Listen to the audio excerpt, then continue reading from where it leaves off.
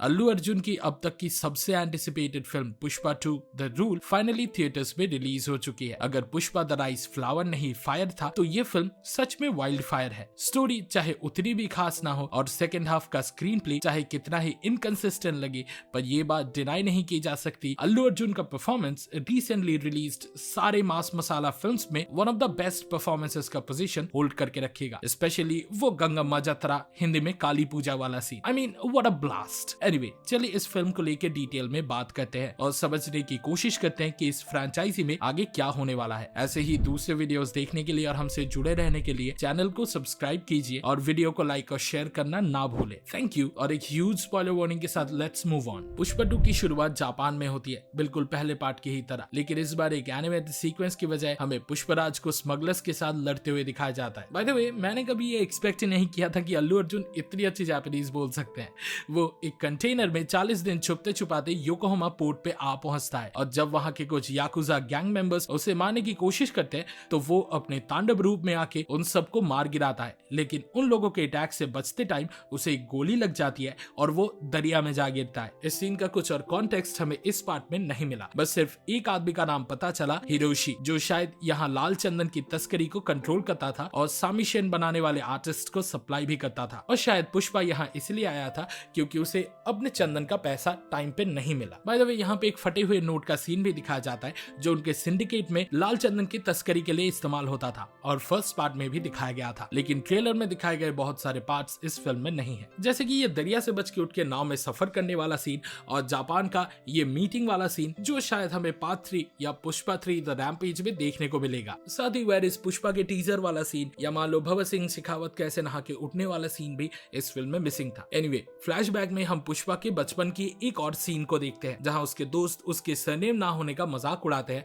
और उसे तैरना ना आते हुए भी पानी में उतरने को मजबूर करते हैं। नाइटमेयर के खत्म होने के बाद वापस घर पे पुष्पराज अपनी शादीशुदा जिंदगी में खुश नजर आता है और अपने बड़े दुश्मन भगत सिंह शेखावत का सामना करने के लिए अब वो पूरी तरह से तैयार है। मिनिस्टर सिद्धप्पा पुष्पराज पर पूरी तरह भरोसा करता है कि वो उसके लिए सारे बाधाओं को दूर करेगा और उसके लिए रेड सैंडलवुड स्मगलिंग से पार्टी फंड्स गैदर करने में मदद करेगा। पर इधर शेखावत के अंदर बदले की आग और भड़क रही थी, इसलिए वो मजदूर बन के लाल चंदन की कटाई की जगह जा पहुंचता है और वहां के हर एक मजदूर को अरेस्ट कर लेता है। उसने सीनू नाम के एक लड़के को भी उठा लिया था जिसकी उस दिन शादी थी। सबके एक्सपेक्टेशंस के अगेंस्ट पुष्पा पुलिस स्टेशन पहुंच जाता है उस लड़के को छुड़ाने, लेकिन जब वो देखता है कि पुलिस वालों ने बेमतलब उनके जम के धुलाई की है तो वो गुस्से में हर एक पुलिस वालों को खरीद लेता है, उन्हें लाइफ टाइम का सैलरी वन शॉट में देके। और शेखावत जब वापस थाने में आता है तो निराश होके वो मोमेंटरीली हार मान लेता है। पुष्पा अपनी वाइफ के साथ अभी एक खूबसूरत रिश्ता शेयर करता है। पहली पार्ट में ये रिलेशनशिप काफी प्रॉब्लमेटिक थी, लेकिन इस बार मेकर्स ने श्रीवल्ली के कैरेक्टर को अच्छा स्पेस दिया है। अब पुष्पा को अपनी वाइफ की सारी मन्नतें पूरी करते हुए दिखाया गया है और उसकी पत्नी भी उसके डिफिकल्ट सिचुएशंस में उसके साथ डट के खड़ी रहती है। भूमि रेड्डी सिद्धप्पा नायडू का पुष्पा के साथ अच्छा रिश्ता था और दूसरे पॉलिटिशियंस की तरह वो इस बात को छुपाता नहीं था। सिद्धप्पा जानता था कि बिना पुष्पा के वो मिनिस्ट्री का हिस्सा नहीं बन सकता, लेकिन उसे ये भी लगता था कि उसकी अपनी पार्टी उसे अक्सर नेग्लेक्ट करती थी और सबसे कम इम्पोर्टेंट पोर्टफोलियोज देती थी। सिद्धप्पा को पुष्पा की ताकत और प्रभाव का अच्छी तरह अंदाजा था। पुष्पा की पुलिस स्टेशन वाली करतूत स्टेट के सीएम तक पहुंची और सीएम और पुष्पा के बीच एक मीटिंग अरेंज की गई। श्रीवल्ली ने उसे रिक्वेस्ट किया था कि वो सीएम नरसिम्हा रेड्डी के साथ एक तस्वीर खिंचवाए जो वो अपने घर में लगा सके। पुष्पा अपनी पत्नी से इतना प्यार करता था कि उसके हर इच्छा को पूरा करने के लिए वो हद पार कर सकता था, लेकिन जब पुष्पा सीएम से मिला तो सीएम ने तस्वीर खींचने से मना कर दिया क्योंकि वो अपनी पब्लिक इमेज के लिए चिंता कर रहा था। पुष्पा को ये बात खल गई और उसी वक्त उसने डिसाइड किया कि वो सिद्धप्पा को अगले सीएम के रूप में कुर्सी पे बिठाएगा ताकि उसकी पत्नी की इच्छा पूरी कर सके। ये एक इम्पल्सिव डिसीजन था, लेकिन पुष्पा भी ऐसा ही था। उसने मीडिया के सामने जाके अनाउंस कर दिया कि सीएम एक स्पेसिफाइड डेट यानी 24 जुलाई पे उसके घर आएगा, क्योंकि उसने डिसाइड कर लिया था कि तब तक वो अपने रिसोर्सेज, फंड्स और सपोर्ट इकट्ठा करके सरकार को गिरा देगा और सिद्धप्पा को नया सीएम बना देगा। पुष्पा को सीएम नरसिम्हा रेड्डी के बाद इसलिए ज्यादा खल गई थी क्योंकि उसने पुष्पा के वाइफ का इंसल्ट किया था। पुष्पा और भगत सिंह शेखावत के बीच पहले पार्ट में अच्छे संबंध थे, लेकिन बाद में सब कुछ बिगड़ गया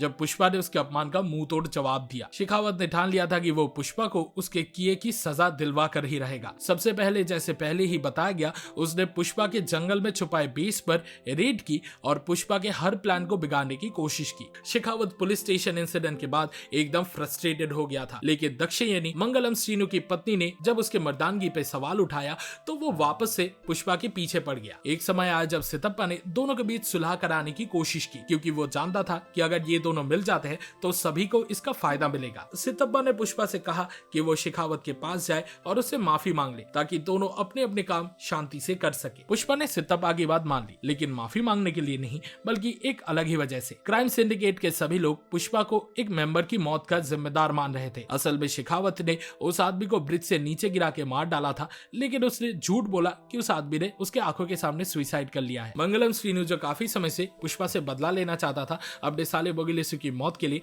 इस बात का फायदा उठाने के लिए तैयार था। पार्ट 1 में हमें दिखाया गया था कि कैसे पुष्पा ने श्रीनु की जगह लेकर सिंडिकेट का लीडर बन गया था। श्रीनु के पास इतनी हिम्मत नहीं थी कि वो पुष्पा से डायरेक्ट सामना कर सके, इसलिए वो हमेशा उसके पीछे छोटी मोटी चालें चलता रहता था। पुष्पा शेखावत के पास गया और माफी मांग ली। शेखावत इस बात से बहुत खुश था, क्योंकि वो सोच भी नहीं सकता था कि पुष्पा जैसा इंसान ये कदम उठाने के लिए तैयार हो जाएगा। पुष्पा ने माफी मांगी और वहां से निकल गया, लेकिन अंदर से वो अपमान और गुस्से से भरा हुआ था। पुष्पा के आदमी भी जानते थे कि उनका बॉस ऐसे अपमान को सहन नहीं कर पाएगा। वापस जाते टाइम पुष्पा ने फैसला किया कि वो शेखावत को ऐसे ही छोड़ने वाला नहीं है। उसने वापस जाकर अपना बदला लिया, शेखावत को पानी में गिरा के और उसी पानी में मूत के। पुष्पा ने अनाउंस किया कि वो लाल चंदन की एक बड़ी कंसाइनमेंट को एपी तमिलनाडु बॉर्डर से बाहर भेजेगा और शेखावत को चैलेंज दिया कि अगर वो एक भी लकड़ी पकड़ ले तो वो सिंडिकेट से रिजाइन कर देगा और वापस से मजदूरी के काम में लग जाएगा। पुष्पा ने सितप्पा को जिताने के लिए मालदीव्स के एक ब्रोकर हमीद को बहुत बड़ा कंसाइनमेंट ऑफर किया था और इसलिए वो सारे सिंडिकेट मेंबर्स को पुश कर रहा था कि वे और माल बेचे। और अब इस चैलेंज के बाद सारे सिंडिकेट मेंबर्स जो पुष्पा से खफा थे वापस उसके साइड में आ गए। बेचारा शेखावत अपनी पूरी एनर्जी और स्ट्रेटेजी लगाकर कंसाइनमेंट को रोकने की कोशिश करता रहा, लेकिन वो सफल नहीं हो सका। नदी के रास्ते पार्ट 1 के डैम को कंट्रोल कर पुष्पा का कंसाइनमेंट बॉर्डर तो पहुंच गया, लेकिन जल्दी शेखावत ने उसे रोक लिया और पुष्पा ने अपने आदमियों को वहां से भागने को कहा। बॉर्डर पे एक पल के लिए शेखावत को लगा कि उसने कंसाइनमेंट को सच में पकड़ लिया है, लेकिन बाद में उसे पता चला कि जो लकड़ी उसने सीज की थी वो असली लाल चंदन थी ही नहीं, बल्कि संदरा थी, एक ऐसा पेड़ जो बाहर से लाल है लेकिन अंदर से सफेद। शेखावत ने मीडिया के सामने डिक्लेयर कर दिया था कि उसने पुष्पा की कंसाइनमेंट को पकड़ ली है, लेकिन असली सच समझने के बाद उसके पास अपने रेपुटेशन को बचाने का कोई और रास्ता नहीं बचा सिवाय उस कंसाइनमेंट को इंडियन बॉर्डर पार होने से रोकने के। पुष्पा ने एक बार फिर साबित कर दिया कि वो अपने दुश्मनों को हराने में माहिर है, चाहे सामने वाला कितना भी शातिर क्यों ना हो। असल में जिस बैलगाड़ी पे चढ़ के शेखावत ने रोड ब्लॉक की थी और उन ट्रक्स पे गोली चला रहा था, वो अपने आप में ही लाल चंदन से बना हुआ था। फिर उन्हीं कार्ड्स को इजीली बॉर्डर क्रॉस करवा दिया गया। पुष्पा के सौतेले भाई मुलेट्टी मोहन और धर्मराज ने कभी भी उसे अपने परिवार का हिस्सा नहीं माना। मोहनराज की बेटी कावेरी बार बार दोनों के बीच की दूरियां मिटाने की कोशिश करती रही, लेकिन मोहनराज के मन में जो नफरत थी उसे हटाना मुश्किल था। बातें तब सीरियस हो गई जब बुग्गी रेड्डी, जो सेंट्रल मिनिस्टर कोगतम वीरा प्रताप रेड्डी का भतीजा था, उसने कावेरी को अपहरण कर लिया। इस घड़ी में कावेरी के परिवार को पुष्पा के पास मदद के लिए आना पड़ा। सिद्धप्पा के लाख मना करने के बावजूद पुष्पा ने बिना एक पल के झिझक के फैसला किया वो कावेरी को बचाने के लिए जाएगा। ये एक कदम है। पुष्पा के बारे में हजार बातें बताया गया। पहले भी हमने देखा था कि कैसे मोहनराज बार बार पुष्पा को चोट पहुंचाने का कोई भी मौका नहीं छोड़ता था। ये पहली बार नहीं था जब बुग्गी ने कावेरी के साथ गलत काम करने की कोशिश की थी। पहले भी वो और उसके आदमी कावेरी को परेशान कर चुके थे, लेकिन तब पुष्पा ने आकर उन्हें सबक सिखाया था गंगा मां जतरा के दौरान। मोहनराज ये सब देखने के बावजूद पुष्पा को दोषी ठहराता रहा, जैसे मानो कावेरी के तकलीफों का जिम्मेदार सिर्फ पुष्पा ही हो। लेकिन तब श्रीवल्ली ने आके अपने पति का साथ देते हुए फाइनली उस ईगोइस्टिक आदमी को सच्चाई से मुआयना करवाया। पुष्पा इन अपमानों से बचने के लिए भगवान तिरुपति की बहन गंगम्मा के सामने एक औरत का भेष लेकर नाचता है और उसकी प्रेग्नेंट वाइफ के घर पे एक बेटी आए जिसे एटलीस्ट शादी के बाद अपना एक पहचान मिले। लोक कथाओं की माने तो जब तिरुपति और उसके आसपास के शहरों पर पालेगुंडलु नाम के एक राजा का राज था, तब महिलाओं पे अत्याचार बहुत बढ़ गए थे। पालेगुंडलु हर एक औरत को ह्यूमिलिएट करता था। इसी समय अविलाला गांव में माँ गंगम्मा का जन्म हुआ और जब पालेगुंडलु ने भगवान गंगम्मा को नुकसान पहुंचाने की कोशिश की तो उन्होंने उसे मारना चाहा। पालेगुंडलु उनसे डर के भाग गया, लेकिन देवी गंगम्मा ने उसे बाहर निकलने के लिए एक योजना बनाई, गंगम्मा जत्रा। इस योजना के तहत तिरुपति के लोग 7 दिन तक विचित्र रूप धारण करते हैं और गंगम्मा को श्राप देते हैं। 7वें दिन के बाद पालेगुंडलु अपने छुपने की जगह से बाहर आता है और माँ गंगम्मा के द्वारा उसका वध किया जाता है ताकि सभी लोगों का भला हो सके। तो ये मोलेस्टेशन और मारपीट वाला सीन उसी चीज को रिफ्लेक्ट करता है जहाँ पुष्पा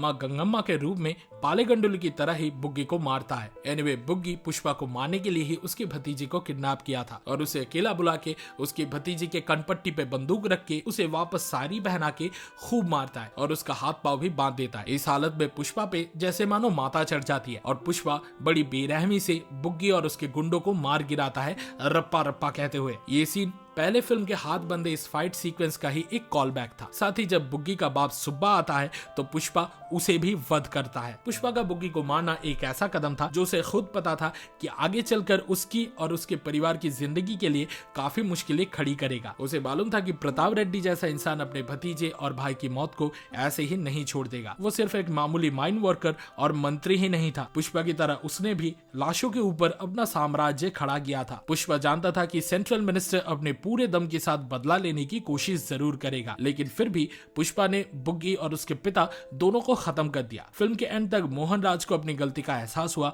वो पुष्पा और उसकी माँ के पास माफी मांगने गया और उसकी पूरी फैमिली को कावेरी की शादी में शामिल होने का निमंत्रण दिया। मोहनराज जानता था कि उसका भाई पुष्पा ऐसा इंसान नहीं था जो अपनी ही भतीजी की शादी को मिस करेगा। पुष्पा, श्रीवल्ली और उनका पूरा परिवार कावेरी की शादी में गए। वहां मोहन और धर्मराज ने पुष्पा को गले लगाया और अपने आंसू रोक नहीं पाए। ऐसा लगा जैसे पुष्पा की जिंदगी का एक मिसिंग टुकड़ा अब मिल गया हो, लेकिन वो गलत था क्योंकि किसी कोने में एक शख्स छुपकर पुष्पा से बदला लेने का इंतजार कर रहा था। पुष्पराज और मुल्लेट्टी परिवार के बीच का कॉन्फ्लिक्ट रिजॉल्व करने के लिए और पुष्पा के दुश्मन एसपी भवन सिंह शेखावत और सेंट्रल मिनिस्टर कोगटम वीरा प्रताप रेड्डी के साथ अगले वॉर का सेटअप करने के लिए ये एंड रखा गया था जो पुष्पा 3 द रैम्पेज में दिखाया जाएगा। पुष्पा द राइज में ये क्लियर किया गया था कि पुष्पा मुल्लेट्टी वेंकटरमना और पर्वतम्मा के इलिजिटिमेट अफेयर का रिजल्ट था और मुल्लेट्टी फैमिली ने उन्हें अपने सरनेम का इस्तेमाल करने से मना कर दिया था। यही वजह थी कि पुष्पा एक महान इंसान बनने की कोशिश कर रहा था ताकि अपनी माँ को वो इज्जत दिला सके जो उसे कभी मुल्लेट्टी परिवार से नहीं मिली। और फाइनली इस फैमिली फंक्शन में आके पूरा परिवार एक हो गया। पुष्पा ने ऑलमोस्ट सब कुछ अचीव कर लिया था। उसने अपने प्रॉमिस के मुताबिक सिंदब्बा को सीएम बना दिया था। वो चंदन के ट्रेड का इकलौता लीडर बन गया था और उसने अपनी माँ की खोई हुई इज्जत भी उसे लौटा दी। लेकिन अपनी प्रेग्नेंट वाइफ और माँ के साथ सिर्फ पुष्पा ही नहीं बल्कि उस शादी में एक बॉम्ब भी बुके के अंदर भेजा गया था। जब पुष्पा ने सारा माल इंडिया के बाहर श्रीलंका भिजवा दिया तब शेखावत की मोरल हार हो गई। ऑडिट का सिर्फ एक दिन बचा था और शेखावत को समझ नहीं आ रहा था कि अब वो क्या करे, इसलिए उसने डिसाइड किया कि वो गोडाउन को पूरी तरह से जला देगा जो सैंडा की लकड़ी से भरा हुआ था। जब सब कुछ जल गया तो असली और नकली सैंडलवुड में फर्क करना इम्पॉसिबल हो गया। अथॉरिटीज और प्रेस को लगा कि या तो पुष्पा या उसकी सिंडिकेट ने पुलिस पर अटैक किया ताकि शेखावत अपनी जीत का सेलिब्रेशन ना कर सके। शेखावत ने खुद को भी इस प्रोसेस में जलाने का ढोंग किया। आई गेस वो जिंदा है ताकि पुष्पा और उसकी सिंडिकेट को बदनाम किया जा सके। अब लगता है कि शेखावत ने ही कावेरी की शादी में वो बॉम्ब भेजा था जिस पर स्कल का सिंबल बना हुआ था। ये शायद उसका एक नया गिमिक हो, उसके जले हुए चेहरे को डिस्क्राइब करते हैं क्योंकि जिस शख्स ने बॉम्ब ब्लास्ट किया था उसके हाथ पर जलने के निशान थे और वो उसी टीले पर खड़ा था जहां पे पहली फिल्म में पुष्पा ने उसे नीचा दिखाया था। तो मेरा मानना है कि ये शेखावत ही होगा, लेकिन अब उसका शक्ल एकदम बदल गया होगा। फिल्म में एक बार पुष्पा ने शेखावत के सामने ही एक बॉम्ब को ब्लास्ट किया था ताकि वो एक भी चंदन का टुकड़ा ना ले जा सके। तो ये माना जा सकता है कि शेखावत ने पुष्पा से बदला लेने के लिए ही ये वाइल्ड फायर एक्सप्लोजन करवाया। लेकिन दोनों चीजें करने का पॉइंट क्या था? गोडाउन को जलाने से ही अथॉरिटीज पुष्पा और उसके सिंडिकेट के अगेंस्ट एक्शन ले सकती थी। फिर कावेरी की शादी में ब्लास्ट क्यों? वेल, अब शेखावत डेस्परेट हो चुका था। उसका बस एक ही गोल था, पुष्पा को हर हाल में चोट पहुंचाना। गोडाउन को जलाने से अथॉरिटीज को सिंडिकेट के अगेंस्ट प्रूफ मिल सकता है। हाँ, लेकिन इसका पुष्पा पर शायद कोई असर नहीं होगा क्योंकि उसका नाम ऑफिशियली कहीं मेंशन नहीं होता। शायद शेखावत को ये बात पता थी। वैसे तो शेखावत अपने आप को बहुत स्मार्ट समझता था, लेकिन असल में वो उतना शार्प नहीं था। शायद इसलिए उसने पुष्पा पर इतना डायरेक्टली अटैक करने का डिसीजन लिया। लेकिन अगर शेखावत सोच रहा है कि उसने इस मॉन्स्टर को और उसके पूरे फैमिली को मार दिया है तो शायद वो गलत है। उसने सिर्फ एक बब्बर शेर को और और ज्यादा घायल किया है और भी ज्यादा गुस्सा दिला दिया है। डायरेक्टर सुकुमार शेखावत और पुष्पा के इंटेंस राइवलरी का प्रॉमिस डिलीवर करने में नाकामयाब रहे, क्योंकि शेखावत को इस फिल्म का प्रैक्टिकली एक कॉमिक रिलीफ बना दिया गया था। So I hope Pushpa 3 the rampage में ये गलती ना हो। अभी के लिए बस इतनी ही उम्मीद है। हे इस वीडियो को देखने के लिए शुक्रिया। पुष्पा 2 द रूल देखने का आपके एक्सपीरियंस के बारे में कमेंट सेक्शन में जरूर शेयर करें। सिनेमा सीरीज के वीकली डोज के लिए लाइक बटन दबाए हमारे चैनल को सब्सक्राइब करें। अगले वीडियो में मिलता है और फिलहाल के लिए we are signing off. Goodbye and I will be back.